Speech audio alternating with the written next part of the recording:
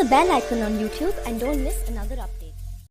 உக்ரைனில் உள்ள ஏஜென்சிகளே சில விஷயத்தை வெளியிட்டிருக்காங்க. அது அவ்வளவு சுலபம் கிடையாது. ஏன் அப்படின்னா மெயினான 2 ஏஜென்சி ஜெலன்ஸ்கிக்கு ஆதரவு இல்லை, நடுநிலையாக செயல்படுறார்கள் அப்படிங்கிறக்காகவே 2 ஏஜென்சியை க்ளோஸ் பண்ணது தான் உக்ரைன் அரசாங்கம், குறிப்பாக ஜெலன்ஸ்கியோட அரசாங்கம். அப்படி இருக்கும்போது ஒரு முழு நேர யுத்தம் நடந்துக்கிட்டு இருக்கு. அந்த யுத்தம் நடக்கும்போது யுத்தத்தில் ஜெலன்ஸ்கியும் அவரோட டீமும் செய்யக்கூடிய ஊழல்களை வெளியில கொண்டு வந்திருக்காங்க. அப்ப இதுக்கு பின்னாடி ஒண்ணு ரஷ்யா இருக்கணும், இல்ல அமெரிக்கா, ஐரோப்பா இருக்கிறதுக்கு அதிக வாய்ப்பு இருக்கு.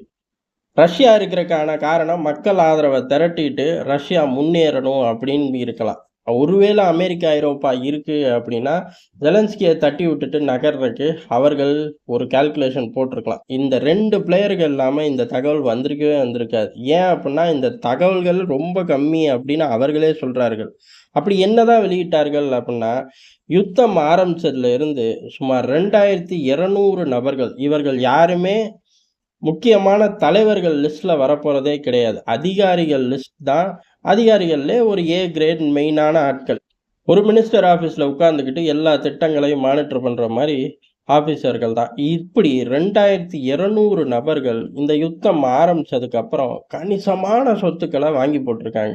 எங்க உக்ரைனுக்குள்ள யுத்தம் நடக்குது. யுத்தம் நடக்கும்போது மற்ற பகுதிகளில் வாங்கியிருப்பாங்களாட்டுக்கு, லிவி போன்ற பகுதி இல்லை கிவ் போன்ற பகுதிகளில் வாங்கியிருப்பாங்களாட்டுக்கு. இதுவே பெரிய அதிசயம். எங்கிட்டு உட்காந்து அக்ரிமெண்ட் போட்டாங்கன்னு தெரியல, இப்படி பண்ணியிருக்காங்க. இது எங்கேருந்து இந்த பணம் வந்துச்சு அப்படின்னா, இந்த யுத்தத்துக்காக வந்த பணத்தில் தான் பெரும் ஊழல் நடந்திருக்கு. அதில் ஏகப்பட்டது மெட்டீரியல் வாங்குறதாகட்டும், இல்லை ஃபுட் வாங்குறதாகட்டும், இல்லை மக்களுக்கு ரேஷன் சிஸ்டம் ஆகட்டும், இந்த மாதிரி பல விஷயங்கள் உள்ளுக்குள்ளே பம்பான டாலர்களில் இந்த நபர்கள் திருடிட்டார்கள் அப்படின்ட்டு இருக்காங்க. திருடினது மட்டும் கிடையாது, ஏறக்குறைய உக்ரைன்லேயே ஒரு பழக்கம் இருக்காமா. ₹100 அடித்தா ₹80 வெளிநாட்டுக்கு கொண்டு போயிடுவாங்க. 80, ₹90 ஐரோப்பாவுக்குள்ள சேஃப் ஜோனில் கொண்டு போய் வச்சுருவாங்களாமா. 10% தான் உக்ரைனுக்குள்ளே சுத்த விடுவாங்க. அந்த 10%க்கு தான் ஒவ்வொரு பயல்களும் சொத்துக்களாக வாங்கி குமிச்சிருக்காங்க. அது போக பல வெளிப்படையான அக்கௌண்ட்லேயே பேலன்ஸ் கணிசமாக இன்க்ரீஸ் ஆகிருக்கு.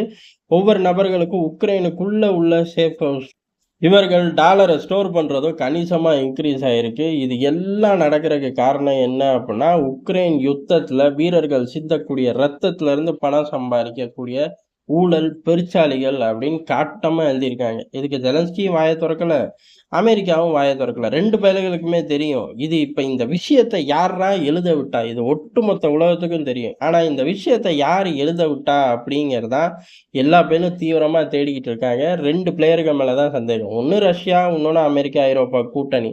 நடுவில் ஜெலன்ஸ்கி தான் சிக்கிக்கிட்டாரு.